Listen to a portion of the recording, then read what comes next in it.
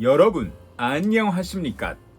러닝도 열심히 하고 일본어 강의도 열심히 하고 두 날개로 날아오르는 건강한 일본어 교사 나카무라입니다. 여러분들은 깃발을 휘두르고 있는 사람이라고 하면 어떤 사람을 상상하시겠습니까? 자신이 좋아하는 스포츠팀을 응원하는 사람입니까? 아니면 여행 가이드입니까? 아니면 어떤 사람의 생일을 축하하는 사람입니까? 제가 오늘 여러분들에게 소개하고 싶은 표현은 하타프리야크라고 하는 표현입니다. 직역하면 깃발을 휘두르는 담당이라고 하는 뜻입니다.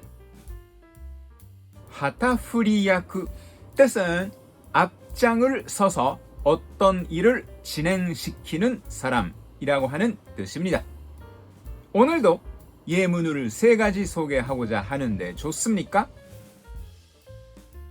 예를 들어서 기업 내부의 문서의 디지털화는 경영자가 앞장을 서서 진행시키지 않으면 성공하지 못한다 라고 할 때 企業内の文書のデジタル化は経営者が旗振り役にならなければ成功しない。企業内の文書のデジタル化は経営者が旗振り役にならなければ成功しない。라고 합니다.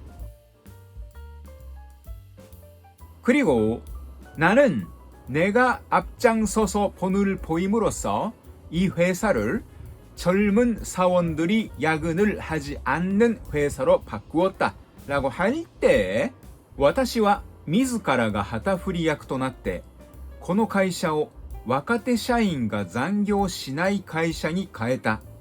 私は自らが旗振り役となってこの会社を若手社員が残業しない会社に変えた。라고 합니다. 그리고 일본에서는 어느 기독교회에 가도 자신이 앞장을 서서 일본인들에게 복음을 전하겠다고 나서는 사람이 전혀 없다 라고 할 때日本ではどのキリスト教会に行っても自らが旗振り役となって日本人に福音を伝えようとする者は全くいない。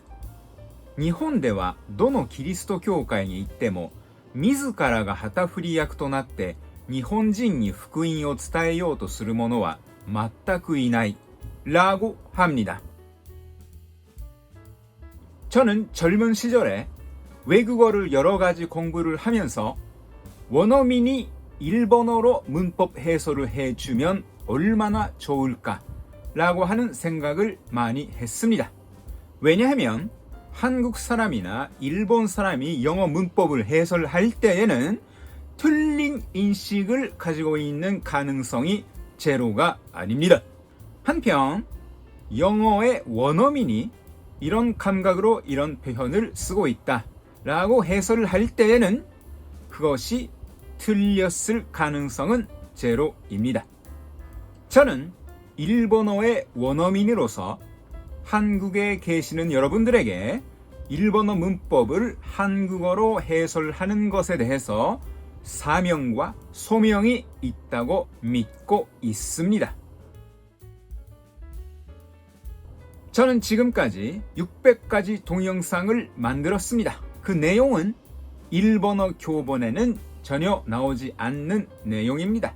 그렇기 때문에 지금까지 600가지 동영상을 다 보아주신 여러분들에게는 엄청난 일본어 실력이 있을 것입니다. 이렇게 제 동영상을 봐주시는 여러분들이 반드시 일본어 도사가 되실 줄로 믿습니다. 오늘은 여기까지 하겠습니다. 여러분 또 뵙겠습니다.